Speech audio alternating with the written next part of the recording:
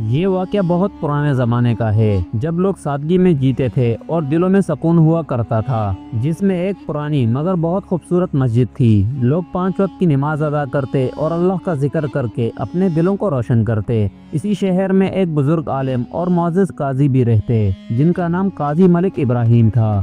علم اور عزت والے اور اللہ نے دولت بھی خوب عطا کی تھی۔ بڑا سا گھر، خادم اور زندگی کی ہر آسائش ان کے پاس موجود تھی۔ لوگ کہتے تھے قاضی صاحب کے فیصلوں میں کبھی ناانصافی نہیں ہوتی۔ اسی شہر کے کونے میں عبد الرحمن نام کا ایک محنتی اور سچا لوہار بھی رہتا۔ وہ صبح سے شام تک اپنے چھوٹے سے کارخانے میں لوہے کا کام کرتا اور حلال روزی سے اپنا گھر چلاتا۔ اس کی بیوی مریم نہایت نیک اور صابر خاتون تھی۔ ان کا ایک ننھا سا بیٹا جنید جو صرف 5 برس کا تھا۔ گھر چھوٹا سہی لیکن محبت، رزق حلال اور رحمت سے بھرا ہوا تھا۔ رات کو چھوٹا جنید قرآن کی آیتیں پڑھتا اور ان کے گھر میں نور سا اتر آتا۔ دوسری طرف قاضی صاحب کا بیٹا حسنین باغ کی دولت اور عزت پر مغرور تھا۔ وہ غریبوں کو حقیر سمجھتا اور اپنے امیر دوستوں کے ساتھ فخر و غرور میں رہتا۔ ایک دن حسنین اپنے دوستوں کے ساتھ بازار میں گھوم رہا تھا کہ اچانک اس کی نظر عبد الرحمن کی بٹی پر پڑی۔ حسنین غرور سے مسکراتے ہوئے بولا، چلو دیکھیں یہ غریب لوہار کیسے کام کرتا ہے۔ وہ تنزیہ ارادوں سے لوہار کی دکان میں داخل ہوا۔ اس وقت عبد الرحمن ایک کسان کے ہل کی مرمت کر رہا تھا۔ آگ کی بٹی دکھ رہی تھی اور لوہے میں سرخی چمک رہی تھی۔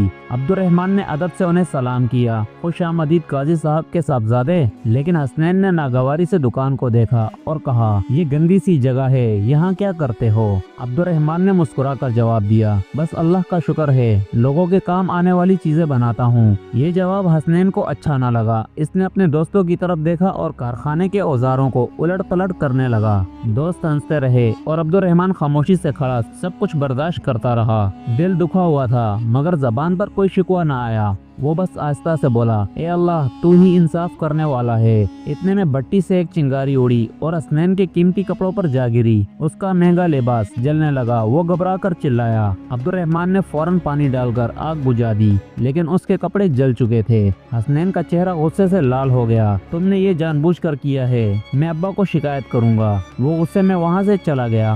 عبد الرحمن نے آسمان کی جانب دیکھا اور کہا، یا اللہ اب تو ہی میرا سہارا ہے۔ اگلے روز قاضی صاحب کے آدمی نے آ کر کہا، قاضی صاحب نے تمہیں فوراً طلب کیا ہے۔ عبد الرحمن وضو کر کے عدالت پہنچا جہاں قاضی صاحب اپنے اونچے تخت پر بیٹھے تھے۔ حسنین ہاتھ میں جلا ہوا کپڑا لیے کھڑا تھا۔ قاضی صاحب نے غصے سے پوچھا، عبد الرحمن میرے بیٹے کا لباس جلانے کی جرت کیسے ہوئی؟ عبد الرحمن نے جواب دیا، جناب یہ حادثہ تھا، میں نے جان بوجھ کر کچھ نہیں کیا۔ لیکن حسنین نے جھوٹ بولتے ہوئے کہا، اس نے میرا مذاق اڑایا اور میرے کپڑے جلا دیے۔ قاضی نے بیٹے کی بات مان لی۔ انہوں نے اعلان کیا، اس لباس کی قیمت 50 دینار ہے، اگر نہ دی تو تمہیں قید کر دیا جائے گا۔ یہ سن کر عبد الرحمن کے قدم ڈگمگا گئے۔ وہ التجا کرتے ہوئے بولا، حضور میں غریب آدمی ہوں، کچھ مہلت عطا کریں۔ لیکن قاضی نے سرد لہجے میں بولا، ٹھیک ہے 3 دن کی مہلت دیتا ہوں، اس کے بعد یا رقم دو یا قید بھگتو۔ عبد الرحمن ٹوٹے ہوئے دل کے ساتھ آہستہ آہستہ گھر لوٹا۔ مریم اور ننھا جاوید دروازے پر انتظار کر رہے تھے۔ جنید بھاگتا ہوا آیا،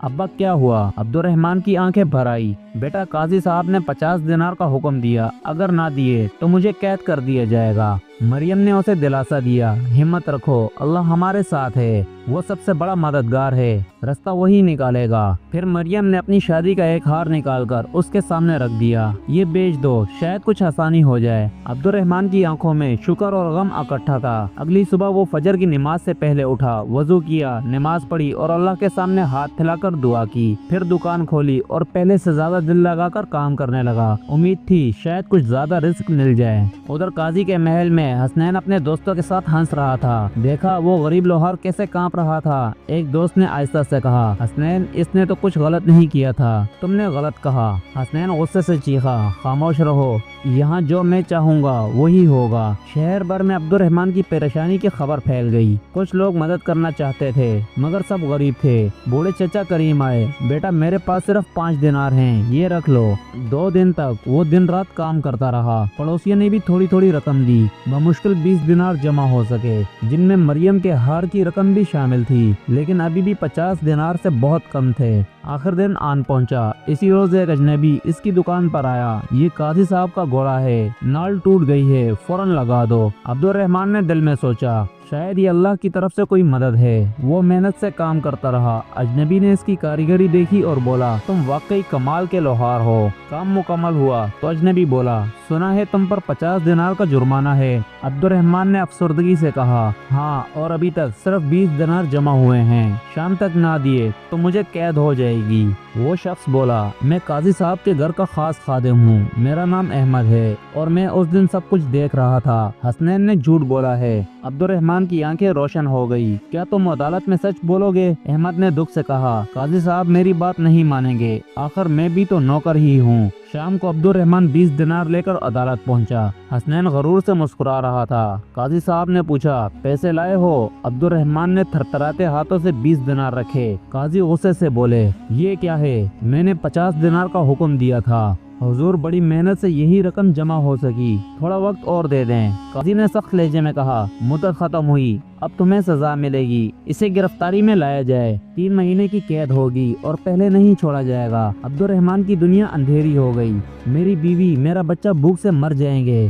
وہ رو پڑا مگر قاضی کا دل نرم نہ ہوا۔ پہرے دار اسے پکڑ کر لے جانے لگے اور یکایک احمد دوڑتا ہوا اندر آیا ایک باوقار بزرگ کے ساتھ۔ احمد نے کہا قاضی صاحب شہر کے محترم مفتی حاکم تشریف لائے ہیں۔ سب حیران رہ گئے۔ مفتی حاکم عالم و تقوی والے بزرگ تھے جنہیں قاضی صاحب بھی عزت دیتے تھے۔ بزرگ مفتی صاحب نے گمبھیر آواز میں کہا میں یہ مقدمہ سن کر آیا ہوں، قاضی صاحب اگر اجازت ہو تو میں چند باتیں عرض کرنا چاہتا ہوں۔ قاضی ملک ابراہیم نے احترام میں سر جھکا دیا اور کہا ضرور، آپ کی رائے ہمارے لیے بڑی قیمتی ہے۔ مفتی صاحب نے سنجیدہ نظر سے حسنین کی طرف دیکھا اور بولے بیٹے تم نے کہا عبد الرحمن نے جان بوجھ کر تمہارے کپڑے جلا دیے، تو کیا اس بات کا کوئی گواہ موجود ہے؟ یہ سنتے ہی حسنین کا چہرہ زرد پڑ گیا، گھبراہٹ سے بولا میرے دوست وہاں موجود تھے۔ ٹھیک ہے انہیں عدالت میں بلاؤ، مفتی صاحب نے حکم دیا۔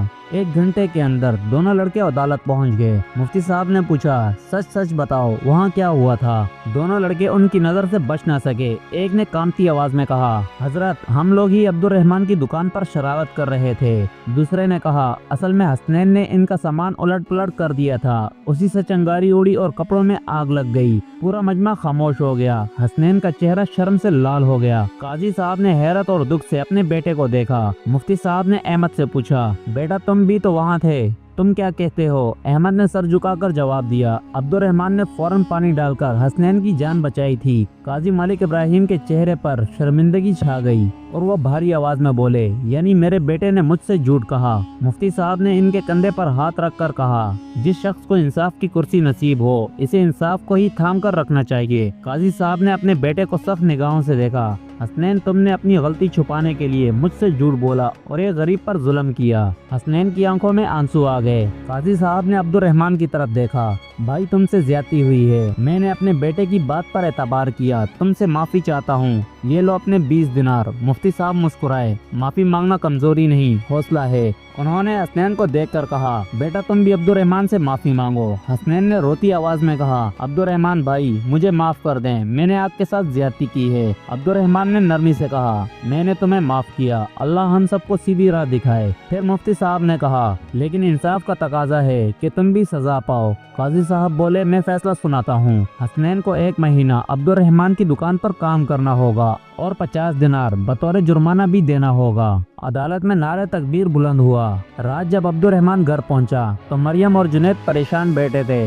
جنید بھاگ کر اپنے ابا کے پاس آیا، ابو ہمیں لگا تھا آپ کو قید کر دیا گیا ہے۔ عبد الرحمن نے مسکرا کر سارا قصہ سنا دیا۔ مریم کی آنکھوں سے آنسو نکل آئے۔ میں نے کہا تھا اللہ انصاف کرنے والا ہے۔ دونوں نے شکرانے کی نماز پڑھی اور جنید کے ساتھ کھانا کھایا۔ اگلی صبح حسین سادہ لباس میں شرمندگی کے ساتھ عبد الرحمن کی دکان پر پہنچا اور کہنے لگا بھائی میں آ گیا ہوں، مجھے کام سکھا دیں۔ عبد الرحمن نے شفقت سے کہا آؤ بسم اللہ، آج سے تم لوہار کا فن سیکھو گے۔ پہلا دن بہت سخت ثابت ہوا، نرم ہاتھوں میں چھالے پڑ گئے، پسینہ بہتا رہا، جسم تھک گیا، یہ کام تو بہت مشکل ہے۔ حسنین نے شام کو ہانپتے ہوئے کہا۔ عبد الرحمن نے مسکرا کر جواب دیا بیٹا محنت سے کیا ہوا کام ہی اصل عزت بنتا ہے، جس رزق میں پسینہ نہ گرے اس میں برکت نہیں ہوتی۔ وقت گزرتا گیا، حسنین کے ہاتھ مضبوط ہونے لگے، چہرے سے غرور اتر گیا اور دل میں نرمی آ گئی۔ عبد الرحمن اسے صبر سے سکھاتا، غلطی ہو جاتی تو ڈانٹتا نہیں، محبت اور سمجھ समझदारी से समझाता। जुनैद भी अक्सर कारखाने आ जाता और रफ्ता रफ्ता हसनैन का दोस्त बन गया। एक दिन हसनैन ने पूछा, अब्दुर्रहमान भाई, आप इतनी मेहनत करते हैं फिर भी इतने खुश कैसे रहते हैं? अब्दुर्रहमान ने मुस्कुरा कर कहा, मेरी खुशी माल में नहीं, अल्लाह की रजा में है। मैं हलाल कमाता हूँ, इसी में सुकून है। काजी मलिक इब्राहिम अक्सर आकर बेटे को देखते, मेहनत में डूबा हुआ और बदलता हुआ। उन्होंने अब्दुर्रहमान से कहा, तुमने मेरे बेटे को बदल दिया है। पहले वो गरूर में डूबा रहता था, अब इसमें वकार और नरमी आ गई है। एक दिन हसनैन को पता चला कि अब्दुर्रहमान मोहल्ले के एक बूढ़े बीमार आदमी के लिए मुफ्त में औजार बनाते हैं। वो हैरान होकर बोला, आप पैसे क्यों नहीं लेते? अब्दुर्रहमान ने जवाब दिया, नेकी का सौदा पैसों में नहीं होता बेटा, इसकी कीमत सिर्फ अल्लाह देता है। महीना मुकम्मल होते होते हसनैन एक काबिल शागिर्द बन चुका था। आखिरी दिन उसने एक खूबसूरत छुरी तैयार की और अब्दुर्रहमान के हाथ में रखी।